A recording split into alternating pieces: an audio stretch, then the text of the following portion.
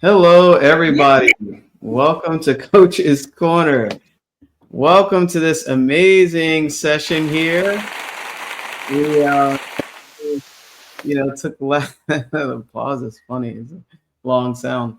We took a little break from last Sunday. All of us had, various things to partake in, and I want to welcome you to this particular episode of Coach's Corner. Notice it's my amazing colleague Alicia and myself. Big shout out and hello to our other colleagues Paul and Lou. And this is Science of Getting Rich is what we're talking about, and it's chapter 6. Basically, how riches come to you, and it's a very powerful chapter. And before we jump in, because they're short chapters, but there's so much in these chapters that'll really help you with your mindset, having a better understanding of basically manifesting and attracting more income. So my name is Jamel Matias. I'm a certified mindset success coach / business consultant. And basically, my purpose is to reveal the hidden potential already within you and guide you to your truest desires. And I work with individuals, entrepreneurs, business owners, basically helping you achieve higher milestones in your personal life or your professional life. And I'll pass it to my partner here, my amazing partner, Alicia. Hello. Thank you, Jamel.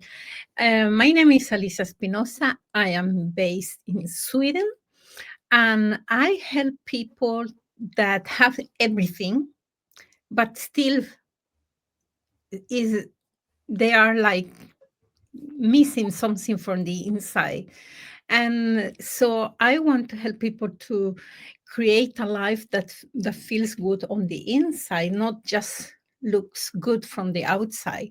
I also work with leaders to help leaders be leaders worth following and that they can also create a safe environment in the workplace.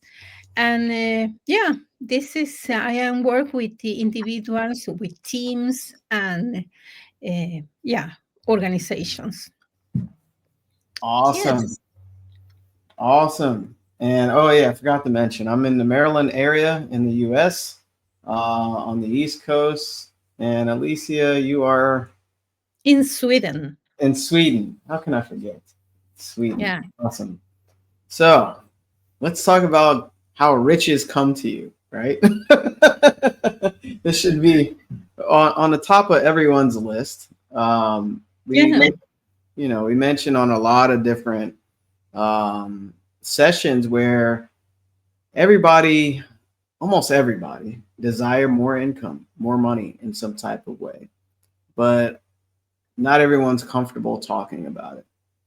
I don't know why that just jumped to my mind, but why do you think that, Elisa? Why do you think people are uncomfortable talking about the riches they desire? I don't know. I can only say what it was for me. That why about this about money, and I come from Panama, originally from Panama, and for me was like the it was like and people say that people that have money they are good. And for me, that I came with a very, very small amount of money all the time.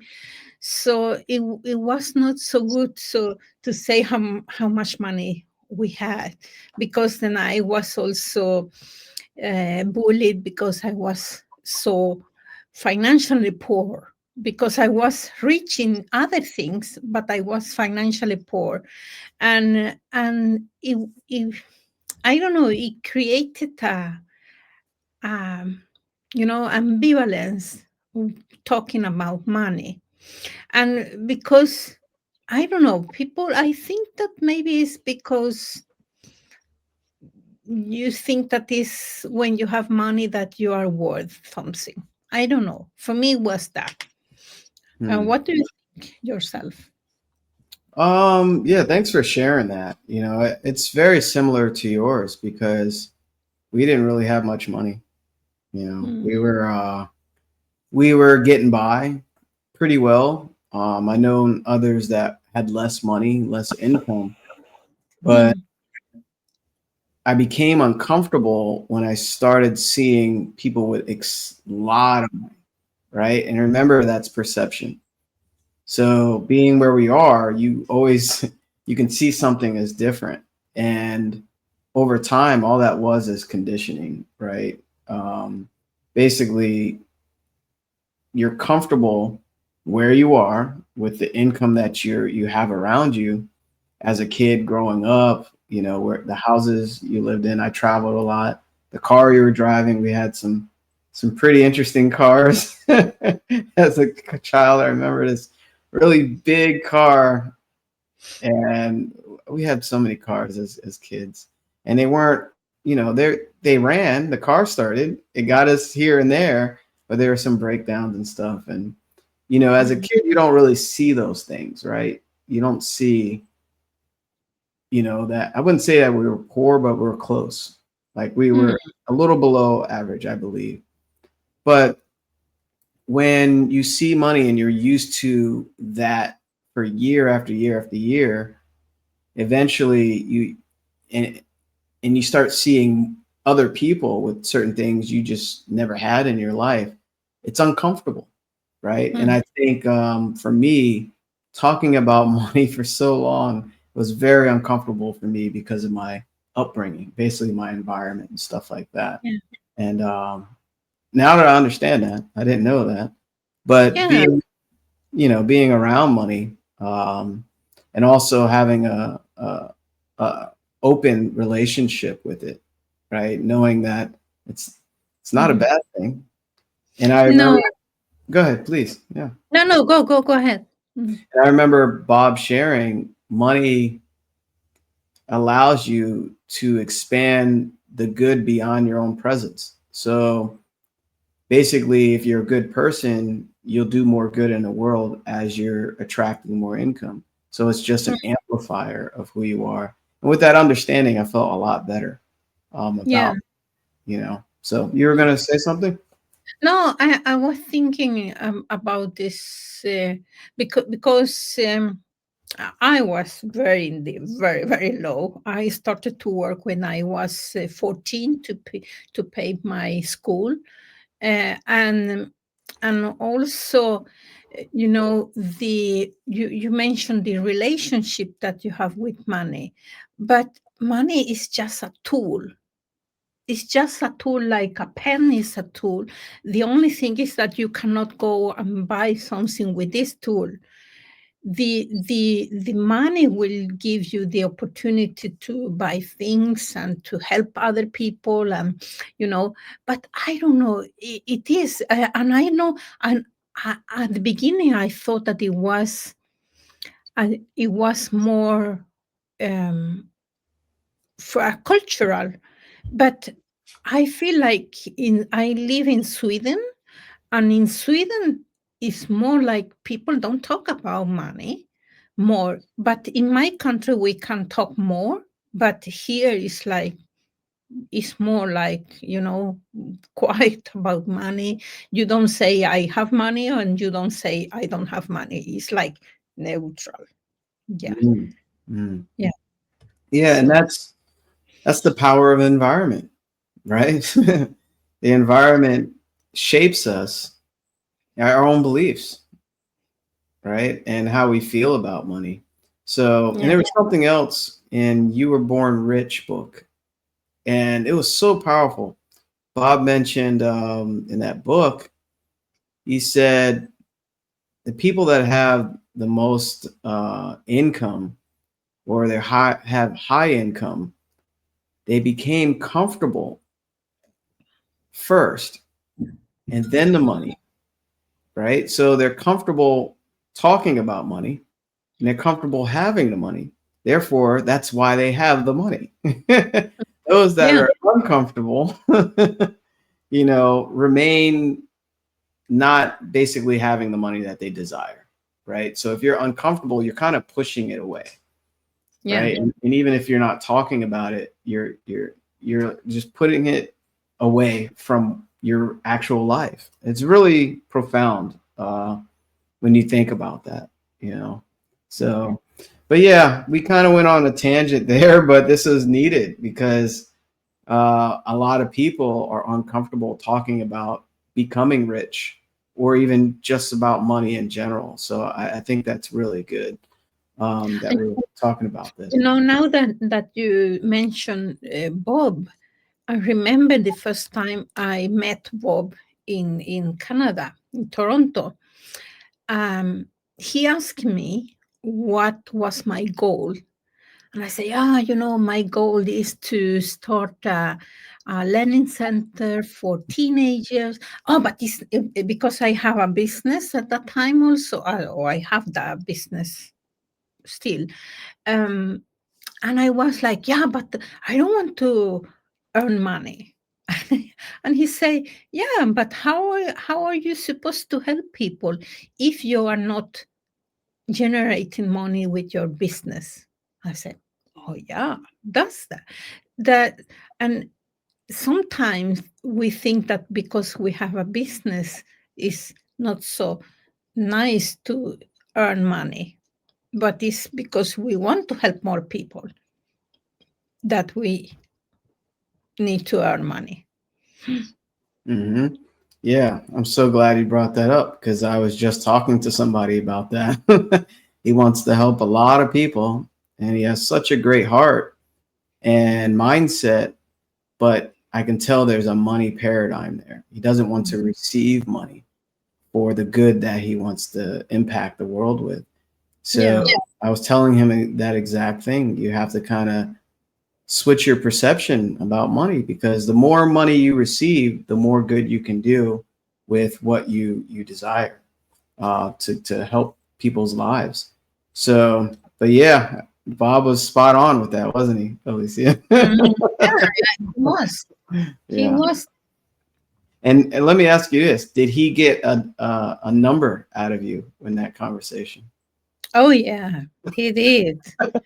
Because okay, I want to earn my money, more money. He said, okay, here you have $1. Now you have more money. Are you sure that you I said, okay. So yeah, I needed to say that, okay, I want to earn this money. Because it's not like saying, oh, I want to have more money. Because if you have 1 cent more that you have now, it's like more money. Right. So it's like, and I remember when I started my business, my coach's business, because I have another business, but my coaching business, and I wanted to earn the same that I was earning in my corporate job. And then Bob started to open my mind on what it was possible to so I could help more people. And that was very difficult for me at the beginning. It was like, I remember when I wanted to say my price of my coaching, it was like, oh my gosh, could I say that? But then he said, yeah, but it's not about you picking up money from people. It's like, how can you help people that otherwise it will take time and energy and so to make the change that they want to do. Hmm. So I was learning a lot about that because I have problem with my feeling worthy of the money. Yeah. Mm-hmm. Yeah, and I'm so glad you're sharing that because a lot of us, including myself, was feeling unworthy Yeah. of the money and success that we desire, and you can always shift that belief. You always shift that belief through. There's different techniques, especially affirmations. I do that a lot, and believing it, right? The only way you believe it is by impressing your subconscious mind with the new idea, the new belief, and know that you're worth whatever it is that you desire. You're more than worthy. Yeah. And not a lot of people do that self work. I had to. I'm still doing it, and Oh, it never ends. Actually, no, it never ends. It never ends. It's like, when you're a person that you rant all the time, you get a certain level of what is in English? They call the when awareness. you, no, when you are a runner, you know.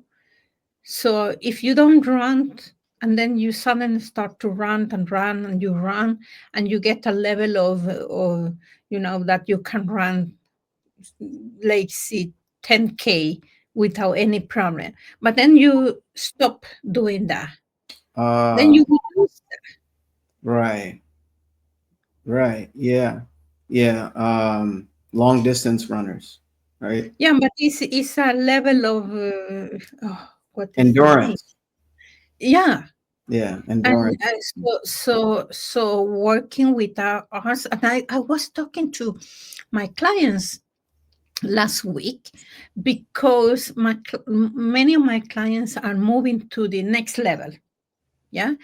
And then they're moving to the next level, and I say, yeah, but I thought that I was finished, ready for this. I say, yeah, but you are moving from this situation here to a bigger one, and as soon as you are moving to that, you will meet the your fears. You start to, because you are going outside your comfort zone. And as soon as you go outside your comfort zone, all the paradigms will come back. But the only difference is that now you know that, and you know how to handle them. Mm-hmm. Mm-hmm. Yeah. Yeah, because if you are in your comfort zone, nothing will happen there. You are good. So the same is with, like, if you are not comfortable, uh, go and earning more money. But if you are in your comfort zone, you feel like, yeah, I'm okay with this and that. It's because you don't want to cross the comfort zone, go outside that. So the old paradigms, they will come back, and it's why we need to work all the time. I normally say that it's like a garden. I have a garden here, I'm not so good at gardening, but if you the weeds will come all the time if you are not, like, picking away them and taking away them. They Mm-hmm. will come back. And so is our mind. If we don't continue to work with ourselves, the weeds will come. Yes, great analogy there. You have to consistently fertilize and water that garden. You have to, the garden of your mind, right? I love that. And I Yeah. forgot to mention, for those that are live and those that watch the replay here, make sure you drop some questions or comments on whatever platform that you're viewing this on. We love to engage with you, interact with you, and meet you, for one, if we never met. And these conversations are very, very important toward your future and your goals that you want to create. And we just kind of jumped right in here, because what Alicia shared, it really sparked something in my mind about investing in mentorship, right? And you may feel uncomfortable about that because, for one, you've never done that before. Some people never invested in their own mind, in their own potential. They bought material things, but not really spend it on themselves. And that could be very uncomfortable for you. So let me ask you this question. Are you comfortable staying where you are and getting the same results? And if you are, that means you're in bondage. That first stage, you're thinking X type thoughts, and you have that same X conditioning in your subconscious mind, and you're getting the same results year after year. And how long can you stay there? You can stay there forever, but nothing will improve for you. You have to get uncomfortable, and becoming uncomfortable is part of growth. It's inseparable. It's very interesting because you want to go here, you desire this, but I have to get uncomfortable to go there. And this is where people tend to bounce back to their comfort zone, and they just think about it on a conscious level where they want to go. But guess what? You're looking at two people here that continuously break through a lot of fear over and over and over and over again, because our results, our desired goals are stronger than the fear that holds us back. And excuses are just connected to the fear and to the bondage and to your limiting self. I don't know how I got to that, but something you said kind of triggered some of those thoughts. And that was good that you talk about that, because for me at the beginning, when I have my first coach, I have for 5 years, the same coach, 5 years. But it took me long time to decide to go for a coach. And why? One, I had a fixed mindset. I thought that this is me and I will never change. Mm. That was one. And the other was that I felt unworthy of investing in myself. So I have that. And normally it's like, it was at the beginning also issue of finding a person that I could rely on. But when I met him, because he was a man, oh, I think that almost all my coaches have been men, but um, it was more like I trusted on him, but I didn't trust that I could make the change that I was. No? But it was when I decided that stop tolerating things that wasn't good and accepted that I needed to do something different. And he was very hard.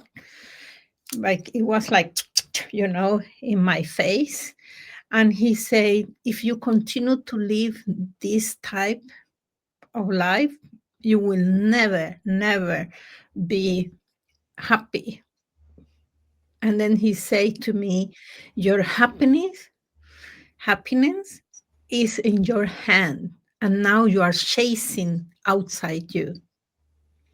And then I decided, okay, I cannot tolerate that situation anymore. And I accepted that I am worthy enough to invest in myself. I love that. That is amazing. I love that. That is awesome. Huge applause, because you shifted your Yeah, beliefs, yeah, right? And that everyone here that watches this or listens to it can relate to that. Because you either stay where you are, or make a shift. yeah, And I was just talking to a client today. Personal growth is a choice. You have to choose. And you being where you are, that's choosing to remain the same. And life is so short, but we have unlimited potential, and we can have whatever we want. And we're talking about the science of getting rich here, right? But this is a great um, dialogue to go into this topic a little bit more. But the richness is based on who you're becoming, who you want to be, what do you want to have. And don't doubt yourself. Don't let go of those limiting beliefs, because they'll never serve you. And Alicia shared here in her story, she thought I couldn't change myself. Mm. That's what her old conditioning was. I thought the same thing. I was like, I'll never miss it, because my limiting beliefs were so ingrained in me. I thought they were a part of me, right? I thought that was my identity. Oh, I'll never change. I'll just keep working hard and get multiple jobs and work myself to exhaustion, and even to a mental state where I was worrying about everything. And I didn't realize there's a whole other side to it. There's a whole other side to, I was working on the competitive plane. And we'll talk about this briefly here, but there's a creative side and a competitive side. And we're going to tap a little bit more into this abundance. But this was really good because I think some people needed to hear this today, or whenever you watch this, because we have similar journeys here. And it's interesting. There's unique paths of getting to the same place, but we have similarities within it as well. So there's one thing that, right off the top of this chapter, this is How Riches Come to You in the Science of Getting Rich, which is one of my top 5 books.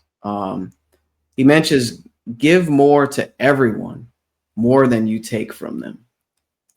I love that because it's essentially the law of cause and effect, almost, because he went through some examples in the book, but if you're giving everyone more than you take from them, that just means the universe, it balances out. You'll start attracting more. You'll start receiving more of what you do want when you're giving out more. And Bob shared that about, and Brian on a call. He did the powerful money paradigm call, where money is an effect, right? And you providing service and value at a high level, money chases you. You don't chase money. So that's basically what this is. You give more to everyone than you take from them. And that's Coach's Corner. These calls are very powerful. We share so many stories and experiences with expert advice, and we're very vulnerable. So we're giving more because I just love giving. I really do. And I know the power of that. And you can apply this to whatever it is that you're doing right now. Alicia, any thoughts? Yeah, you talk about the law of cause and effect, and I think that also the law of compensation. It is when you give, you get back also, and how if when you give from your heart, not expecting something. For example, I know that when we share here and we give tips, and so we are sharing from our heart, not like waiting for something to come back. Because I believe that life is like a boomerang. You throw away the boomerang and it come back to you, and it will come back, but you don't know from where.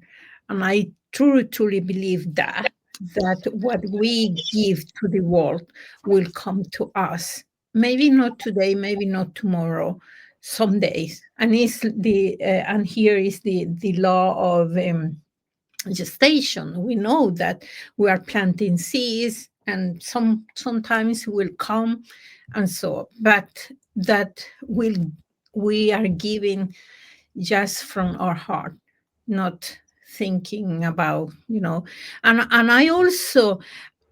I think that is what we need to have a distinction here, is when you give and give, it's not like you are, how will you say, like you're not a doormat, or for other people, that they can do everything what they want with you. You need to be able to set boundaries, but when you give to people, give from your heart. Yeah. Mm-hmm.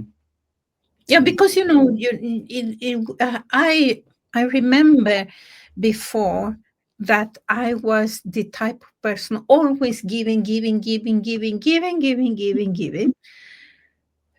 The problem was that it was people that were um, you know um, taking all the time Mm-hmm. and abusing my generosity, Mm-hmm.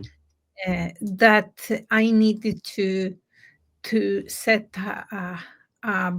boundaries, that is like, okay, here but not more, because it was taking too much energy from me.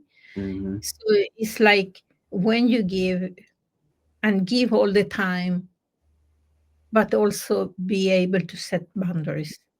Yeah. Yeah. I can totally relate to that.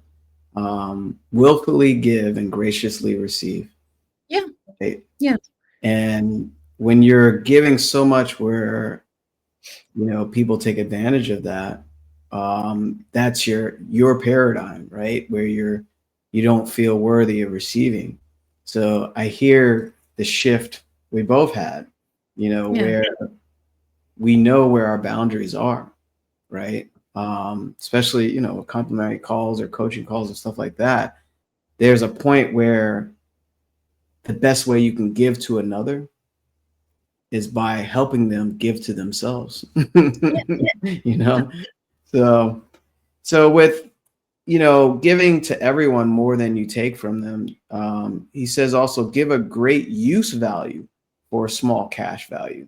And it was a really good example here, and I'll just read it really quickly. He says, let us suppose that I own a picture by one of the great artists, which in any civilized community is worth thousands of dollars. And he says, I take it from Baffin Bay and by salesmanship induce an Eskimo to give a bundle of furs worth $500 for it. So he says here, I have really wronged him. He has wronged him, for he has no use for this picture, unless he likes art, probably. But it has no use value for him, right? It will not aid to his life. But suppose I gave him a gun worth $50 for his furs. Then he has made a good bargain. He has use for the gun. It will get him many more furs and much food.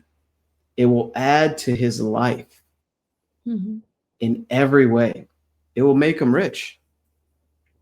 So that is a very straightforward example. It was adding to his life because he can use it to increase in his trade, in his industry, especially, if he's didn't have a tool to help him with his business. Yeah, Alicia, you had a thought there on this? Yeah. I was listening to a man. He's the author of the book Never Eat Alone, Mm, and his name is Keith Ferrazzi, I think, and he was talking about just that, about giving, mhm, giving, and he was uh, telling about the story that when there are people that give, that they want to give, but only if you give back. So it's like somebody say, "Okay, Keith, you can follow me to this place if you get me in this place." It's like a transaction, but mhm, it's not like giving because it comes from your heart, but it's giving waiting for get something back. And he talk about a lot of how can you be more of value to people, service to the people. uh, that is very important.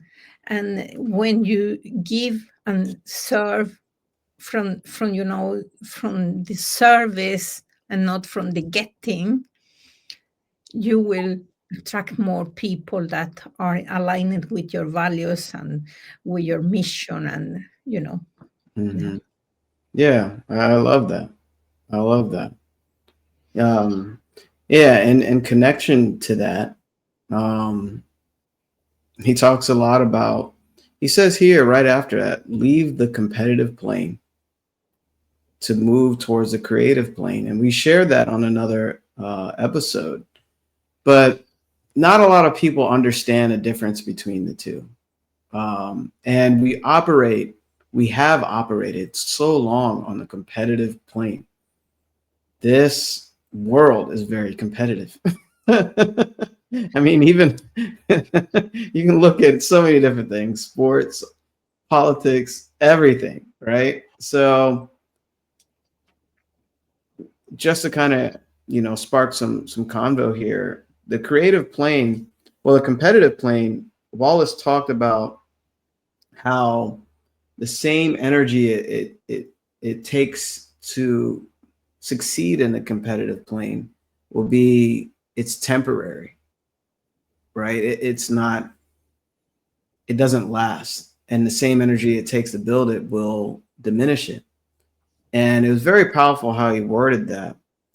Being creative, you're knowing you're coming from an abundant mindset, of knowing that this thinking original substance is infinite, that there's no end to the creativeness that you can have.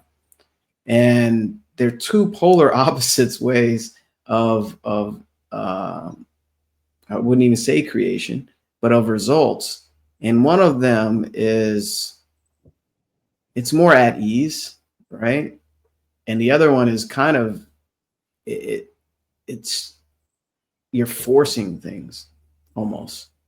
I can talk so long about that, but anything you want to share about the two planes there, Alicia? When you talk about competition, we learn from when we are in the kindergarten. Right. I wasn't in the kindergarten, but I know that my sons, my son and daughters, I have 3 children, and they have been in the kindergarten. But when I was in the school, it was also the same. We are learning from the beginning the competition, and I don't know if you have in USA, but the playing, you have, like, if it's 10 participants, you have only 9 chairs, and then you go around the chairs, Oh and yeah, we used to play that. Yeah. already there we are learning that it is a competition. You need to be like, to get the share before somebody else take that. So already there we are learning that we need to compete all the time. And this is yeah, something that we grow up, and then we continue to compete. And the competition, I think, comes when you don't know your values. I love talking about values. So when you don't know your values deep inside you, what is important to me, and then you start comparing yourself to other people, but you don't know their values, and you don't know why they have that, why they chase the car or the house or and then you start to compare with that person, and then you start to compete. Oh, I should also have that car. Oh, I should have also that house, or that traveling, or something like that. But when you know what is important to you deep inside you, you don't start to compare yourself to other, and then you follow your heart, your soul, and not compare and not compete, is what I believe. Wow.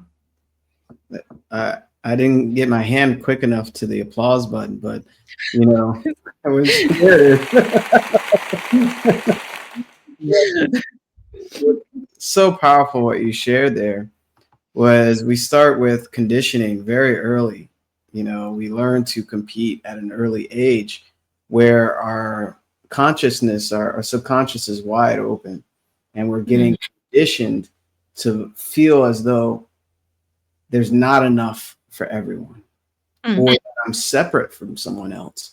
That's where, competition, stems from, is thinking that there's not enough, which means there's a limited supply. And also that let me take this from you or do this better than you, right? There's comparison there. And what Alicia shared that was really powerful is you have a unique journey, not the same of anyone else. And what you desire is the essence of spirit wanting to express itself with, to and through you, basically. So that desire, whether it's money, or something material, is very unique to you. And you want to do it using the creative plane, because competitiveness is, it's not what the soul desires. I know that now, that's what I believe, but it's what we've been taught. And this is how you relearn, like you unlearn, actually, you unlearn these things that we've been taught as children. And it's so powerful. If you don't change something in yourself, you pass it on to your children as well. So you're passing on these things you've been conditioned based on your environment and your upbringing to your kids. And we're both parents here, but really, really think about that, because how long are you going to allow this conditioning to control your life to think in that certain way? That is very powerful. I'm so glad you mentioned that. Yeah, I have, I normally have the frame, because we all have a frame for how we see the world. So normally I have different frames, but if I have this frame and then somebody else have this frame like this, and then I comparing my frame to somebody else, then subconsciously if I don't go for what my frame say, go for that, this is your dream, follow your heart, follow what your soul will want. And they say, yeah, but there is Jamel with the frame like this. And they say, oh, I should also do like him. But the thing is that then I'm not respecting my own frame, because I am elevating other people's frame. And I say, oh, but my frame is not good enough. Somebody else frames of how they see the world is the best. Is why comparison is like drinking poison and think that somebody else will die. No. It's like follow what really the soul will for you, want for you. Is, and then you don't need to compare yourself to anybody. And if you compare yourself to somebody, is to get inspired, not to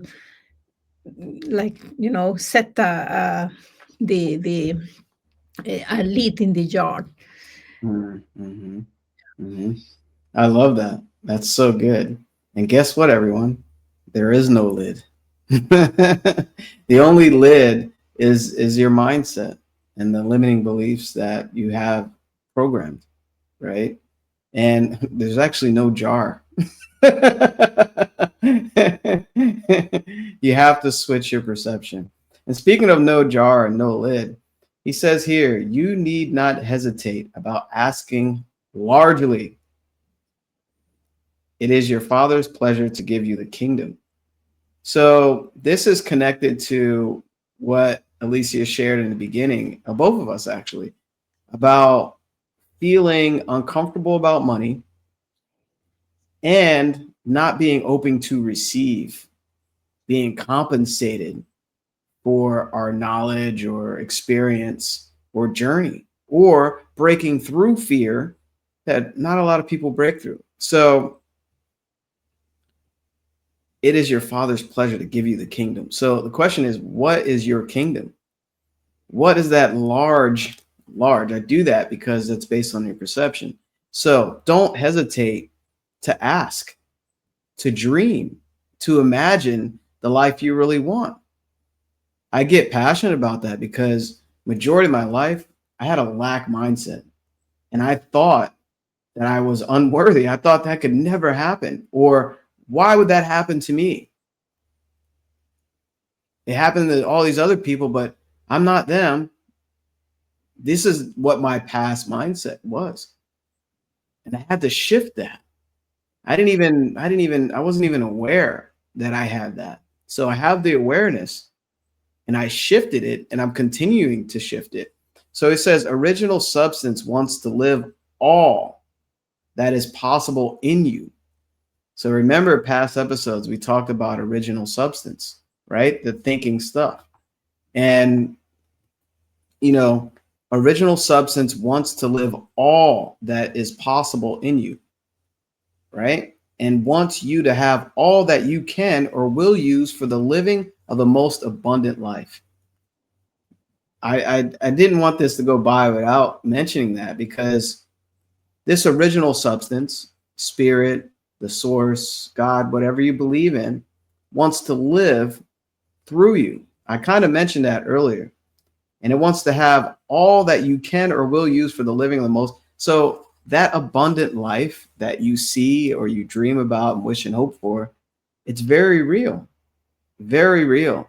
And we allow the outside world to kind of hold us back and think that we can't have, be, do, or have those things. So just wanted to kind of share that, because that is extremely powerful to understand. Yeah, I agree with you, and we need to remember that we are the co-creator. So it's like we need to co-create with what you say, God or the universe or whatever you call it.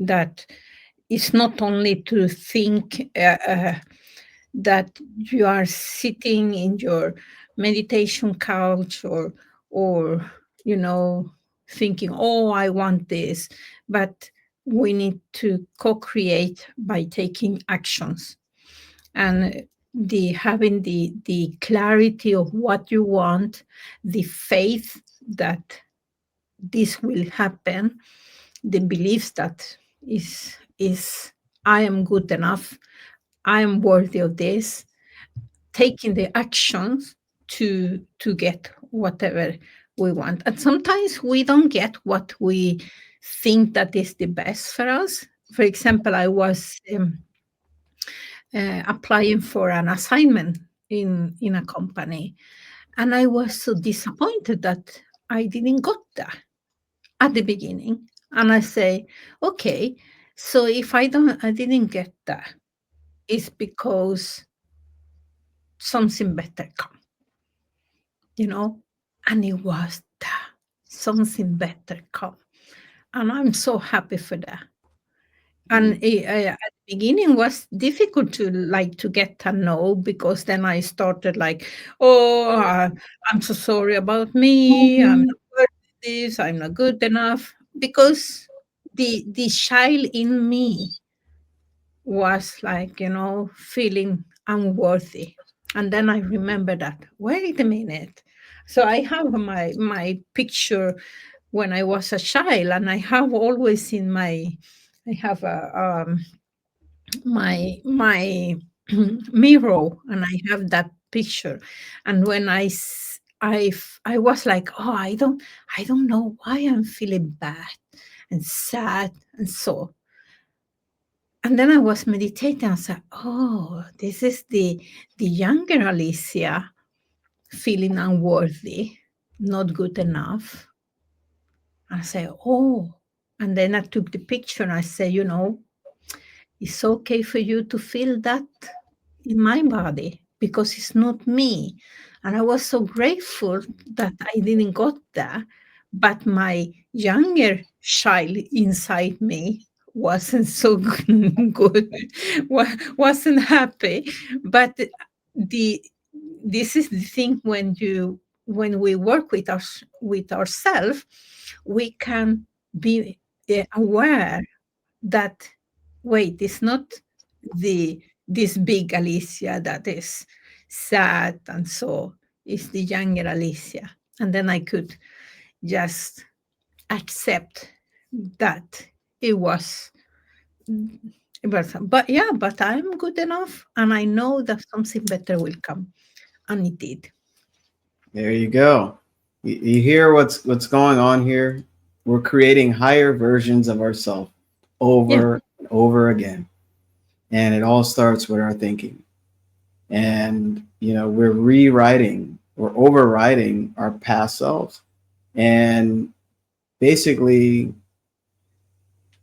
we're impressing our subconscious mind, and we're basically getting rid of all this old garbage that's been programmed into our subconscious without us knowing, right? So a lot of people that are watching this, you have conditioning that's there that's stopping you from what you desire. And this is why mentorship is very important, because learning this or understanding it, for one, on your own is very challenging, because you can read all the books in the world, but without applying it, in a with someone that's been through a lot of it, it's difficult on your own, very challenging, if not, I don't say impossible, but it's close to impossible. It's very close. So I really wanted to share this here.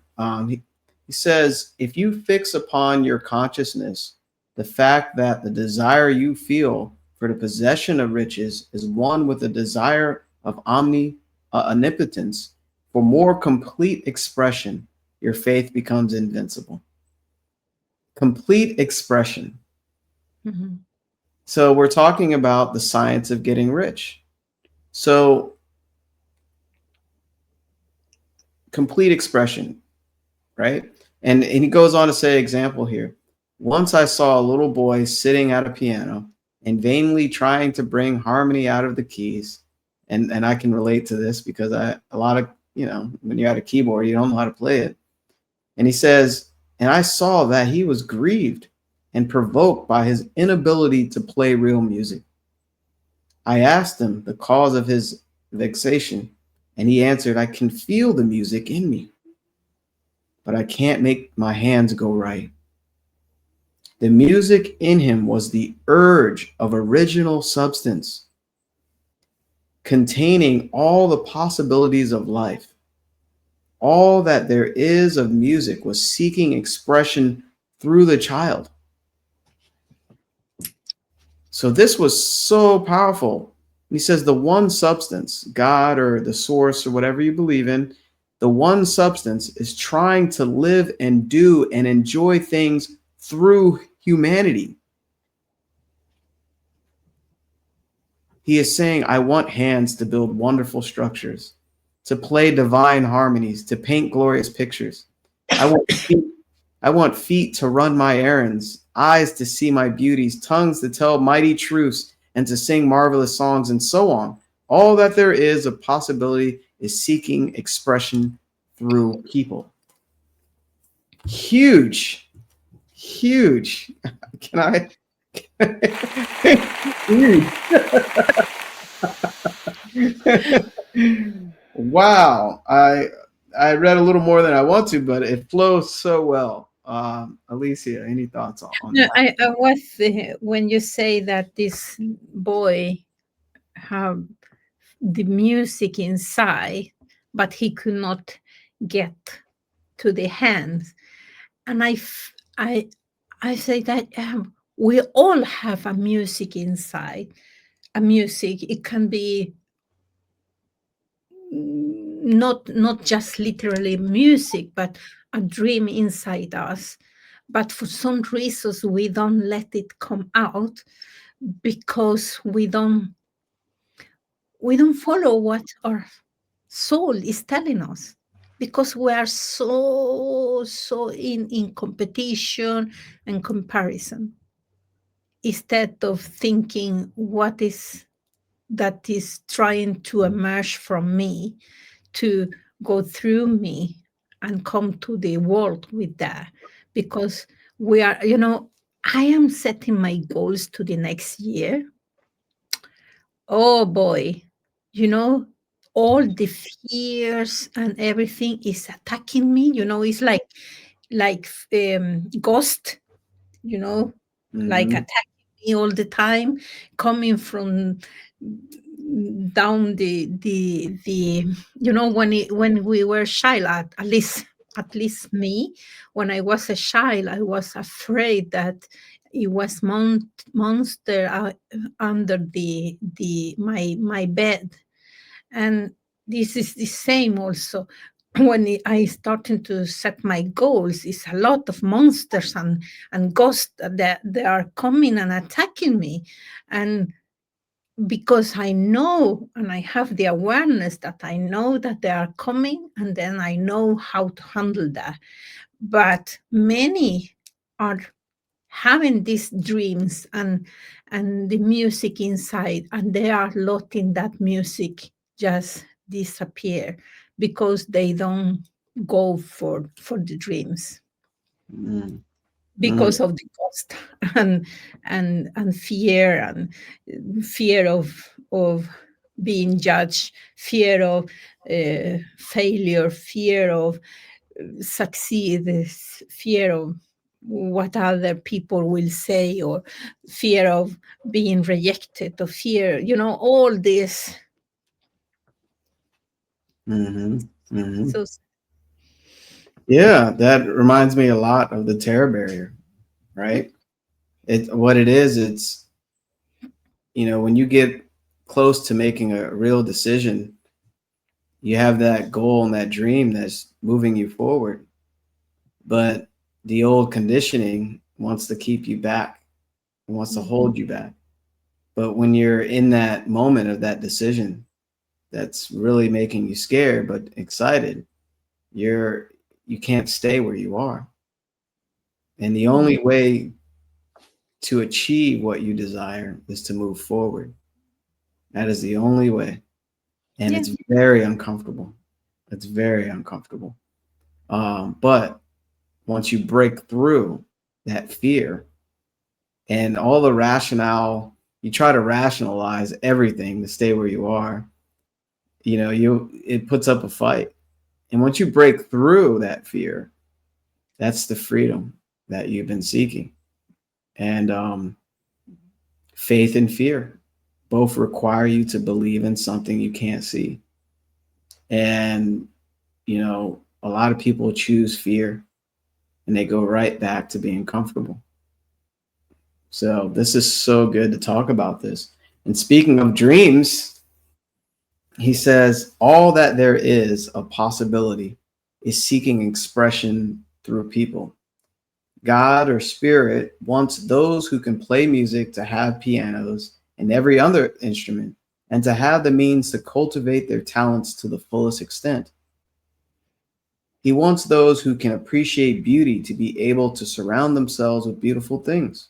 He wants those who can discern truth to have every opportunity to travel and observe. He wants those who can appreciate dress to be beautifully clothed, and those who can appreciate good food to be luxuriously fed. He wants all these things because it is himself that enjoys and appreciates them. It is God or spirit who wants to play and sing and enjoy beauty and proclaim truth and wear fine clothes and eat good foods. It is God or spirit that worketh in you to will and to do, said Paul. The desire you feel for riches, this is good, is the infinite seeking to express himself in you as he sought to find expression in the little boy at the piano. So you need not hesitate to ask largely.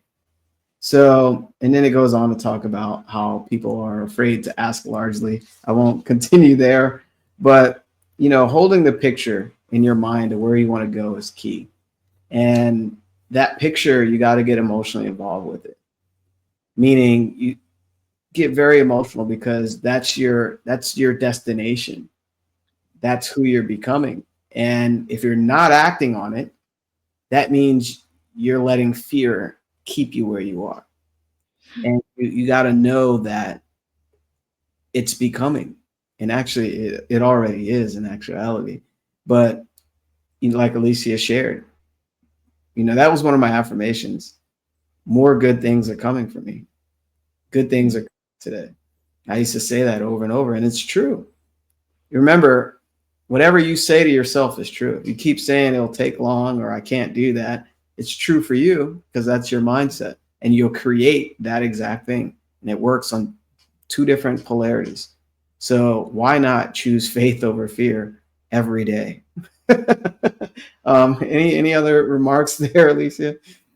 Yeah, and I was thinking that the importance that the goal or the dream that you have is just according to your innermost values, because if you it's not that, because if the according to your value you will not get no fear or something like that. It will have, but because the goals and the dreams are in alignment with your values, you will take action anyway, even if you have fear, because it's more the desire of the soul that is driving you, and not the fear of the ego.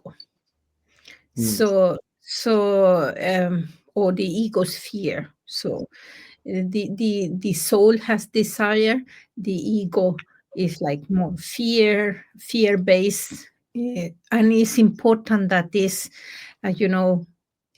that you are very very clear that this is what I want, not because that person have that or that person did that. Is because you have that. Fear will come, but because it's in alignment with your values, you will take action anyway. I love it. Well said. Well said. And speaking of taking action, if anything spoke to you on this particular coach's corner or any of them, reach out to any one of us. We love to talk with you and really get clarity on these riches that you seek. Taking action past the fear in your comfort zone. We shared some powerful stories today, some great knowledge. It doesn't end there. Your future is waiting for you, the future that you desire. And yeah, our call links are in the comments or the description of whatever platform, or you can just reach out to us on one of the platforms that you're viewing this or listening to it. And this is just one chapter of this book. And if you missed the other episodes, go back 5 more episodes and watch each chapter. They're all in sequence, and they all have tremendous value in it. And they're meant for you to have whatever you desire. And if you have anything you desire, it's a no-brainer to contact one of us because we're creating ourselves. But it's nothing like creating with a powerful creator and understanding. You're getting a better understanding of what's really happening. And environment is key. When you have a positive driven environment, it's just different energy. So thank you, Alicia, my amazing colleague. Thank you so much, Thank for you. everything you share, your energy, your wisdom, your props as always. And it's always a great pleasure. And thank you to all Thank our you. viewers. Bye. Bye, everybody.